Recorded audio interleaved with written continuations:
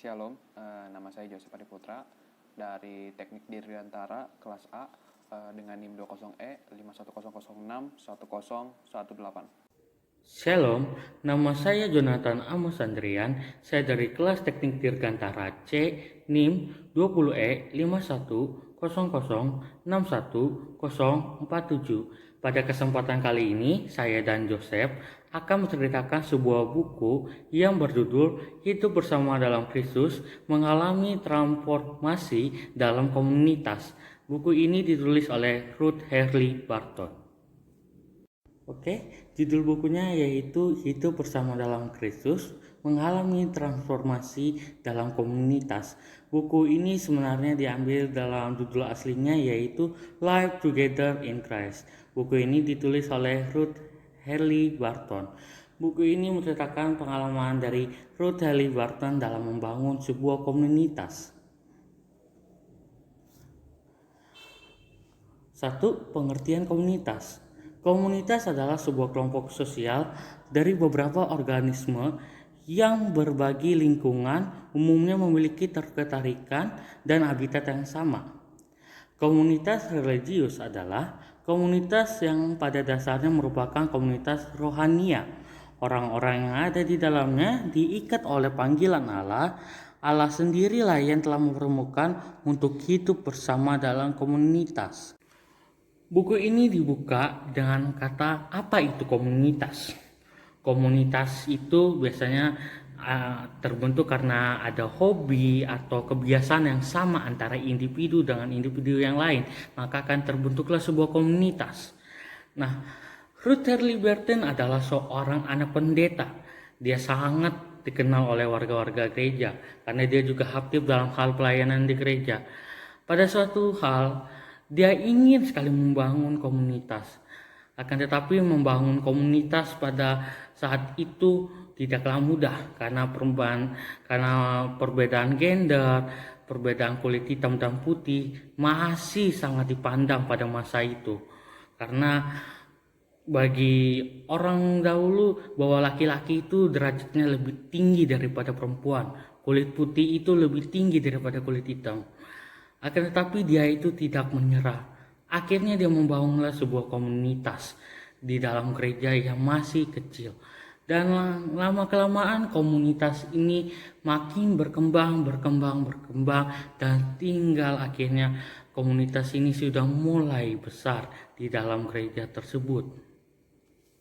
Akan tetapi komunitas ini mulai lama-kelamaan mulai terjadinya perbedaan pendapat.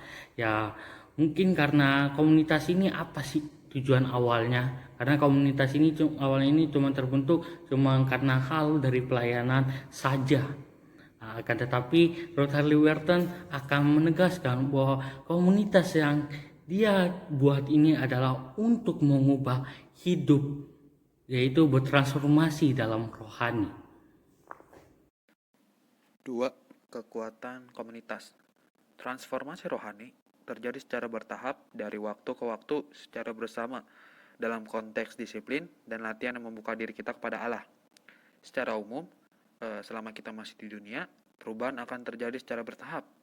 Tertulis dalam 2 Korintus 3 ayat 18, dan kita semua mencerminkan kemuliaan Tuhan dengan muka yang tidak berselubung. Dan karena kemuliaan itu datangnya dari Tuhan yang adalah roh, maka kita diubah menjadi serupa dengan gambarnya dalam kemuliaan yang semakin besar, dan kita saling membutuhkan agar mengalami pertumbuhan. 1 Korintus ayat 12. Ya, pada teks yang kedua ini, buku ini menjelaskan bahwa dalam komunitas, orang lain adalah agen anugerah sandungan dari Allah bagi pertumbuhan dan juga transformasi tahap lanjut. Kita juga menjadi agen yang serupa juga bagi mereka. Kita melihat bahwa transformasi dan komunitas adalah satu hal yang saling berkaitan. Tidak adanya transformasi dalam satu individu maupun kelompok dapat menyebabkan perpecahan dalam satu kelompok tersebut, baik dari dalam maupun dari luar. Sama seperti tulisan Robert Mullen, kita tidak bisa menjadi serupa dengan gambar Allah jika kita terpisah dari kerohanian kolektif. Sama halnya dengan arang yang tidak akan bisa menyala jika arang tersebut terpisah dari api. Poin ketiga, komunitas menemukan jalan kita. Komunitas yang mengubahkan akan muncul saat kita membangun pemahaman yang sama tentang apa itu transformasi rohani. Sekata dalam tiap percakapan kita dan saling mendorong dalam menempuh proses tersebut, serta memegang komitmen bersama untuk menata hidup kita bagi transformasi rohani. Pada poin ketiga, komunitas menemukan jalan kita. Ruth R. Burton akhirnya bingung saat komunitas ini tujuannya awalnya apa sih dibentuk, buat apa sih ini komunitas ini dia buat. Pada satu hal, saat Ruth R. Burton sudah membangun komunitas ini akhirnya terjadilah perbedaan pendapat. Ya mungkin karena komunitas ini apa sih awalnya, seperti yang telah disampaikan pada awal tadi. Nah, akhirnya Ruth R. Burton sadar bahwa pada masa itu orang-orang itu sangat susah untuk mengenali Yesus. Karena pada masa itu orang-orang itu belum percaya Yesus itu ada. Karena pada masa itu Kristen itu masih sangat kecil, masih sangat minoritas. Karena masih susah untuk menyebarkannya karena ada hambatan-hambatan tertentu. Tetapi Ruth R. Burton akhirnya menetapkan bahwa komunitas ini adalah untuk mentransformasikan hidup orang bersama dalam Kristus. Akhirnya dia memulai pelayanan dengan menyebarkan Injil ke panti asuhan, ke panti jompo, kepada orang-orang yang susah. Dia membagi-bagikan Injil serta menolong dan merawatnya. Dan akhirnya makin lagi komunitas ini makin berkembang, dan akhirnya komunitas ini sudah sangat besar. Bukan di dalam gereja saja, banyak orang-orang yang di luar gereja akhirnya percaya dan menerima Yesus Kristus sebagai juru selamat kita untuk bersedia melayani dan bertransformasi bersama dalam Kristus dalam sebuah komunitas yang dia bangun. 4. Mengembalikan Kristus ke tengah komunitas. Komunitas Kristen bukanlah hal ideal yang harus kita wujudkan. Sebaliknya itu adalah realitas yang diciptakan Allah dalam Kristus di mana kita bisa ambil bagian. Ya, kita lihat tentu saja sebagian besar orang Kristen akan sepakat bahwa dengan ide berkumpul bersama orang Kristen lainnya guna membangun proses transformasi. Iya, tentu saja itu suatu hal yang terdengar bagus dan juga suatu hal yang mempunyai suatu tujuan. Namun di buku ini menegaskan bahwa komunitas Kristen adalah komunitas yang mengubahkan, bukanlah komunitas yang membentuk ataupun kita ciptakan. Itu bukanlah satu hal ideal yang muncul dalam imajinasi dan juga visi kita. Namun komunitas yang kita cari sebenarnya sudah ada semenjak di dalam Kristus, dalam tataran Adikrodati. Kita melihat pada Kolose 1 ayat 15 sampai yang ke-20, satu-satunya yang bisa kita lakukan adalah membuka diri dan juga menjalankannya.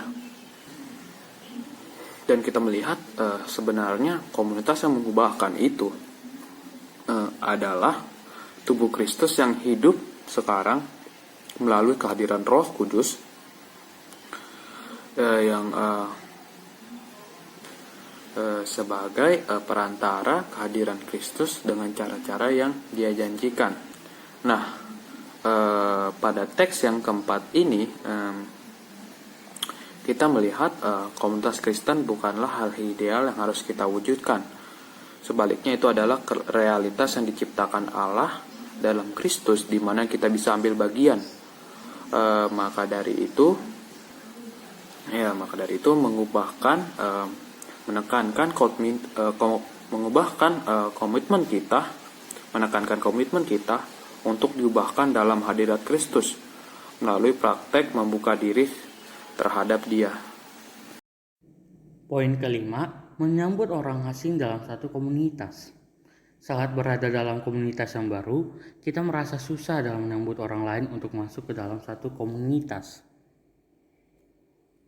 Pada poin kelima menjelaskan menyambut orang asing itu sangat susah. Kenapa? Karena seperti kita sebelum mengenali Yesus itu, kita menganggap Yesus itu adalah orang asing karena kita belum mengenalnya. Sama seperti yang dialami oleh Ruth Haley Burton. Ruth Haley Burton dalam hal pelayanan mungkin karena dianggap sebagai orang asing, karena perempuan, karena pada masa itu laki-laki sangat dijunjung tinggi dan perempuan itu derajatnya sangat rendah. Akan tetapi dia tidak pernah pantang menyerah untuk menjalankan sebuah komunitas yang dia pimpin, walaupun dia seorang perempuan, walaupun dia dihina, dicela, tetapi dia tetap menyebarkannya. Akan tetapi saat dia dalam menjalankan komunitas-komunitas tersebut, Ruth Haley Burton satu persatu dia mempelajari bahwa menyambut orang asing itu memang sangat susah karena tadi ada perbedaan pendapat, ada belum mengenal satu sama yang lain.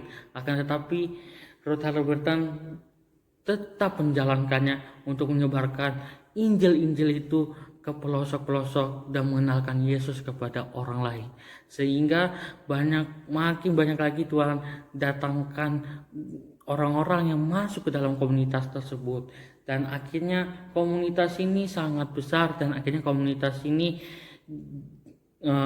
berguna untuk melayani orang-orang di sekolah, di desa, dalam pergumulan retret dan pertemuan rohani.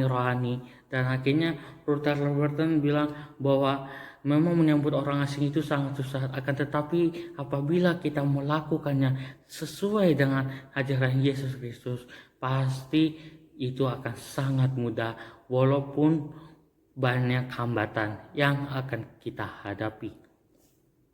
6. Kuasa kehadiran dalam satu komunitas. Percaya bahwa Yesus ada di tengah-tengah kita ketika kita menggali hubungan kita dan membuka sudut pandang baru, serta wawasan rohani yang berpusat pada Kristus. Ya, komunitas yang mengubahkan dimulai saat kita memilih berjalan bersama-sama. Dan juga kita percaya bahwa Yesus ada di tengah-tengah kita ketika kita bercakap-cakap dan juga kita saling berbagi. Tetapi hal tersebut tidak akan berakhir di sana karena komunitas yang mengubahkan akan terus menyingkap dan menggali hubungan kita, baik mengajukan pertanyaan dan juga kita belajar untuk berdiam serta menunggu satu dengan yang lainnya di tengah-tengah satu komunitas. Karena dengan percaya bahwa Yesus ada di tengah-tengah kita dapat membuka sudut pandang baru dan juga wawasan rohani sejati, atau memberikan kita kemampuan untuk berserah kepadanya. Apa sih makna buku ini yang disampaikan? Ruth Haley Burton ini kan adalah seorang wanita.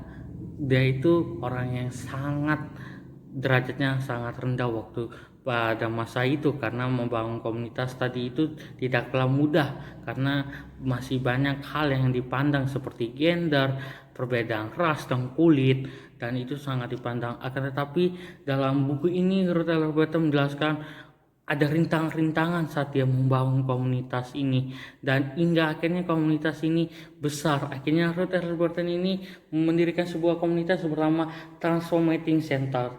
Nah, Transformating Center ini akhirnya berkembang, dan tugas dari Transformating Center ini menyebarkan Injil-Injil terus dan dipakai dalam pelayanan sekolah, retret, hingga sekarang komunitas ini masih berjalan.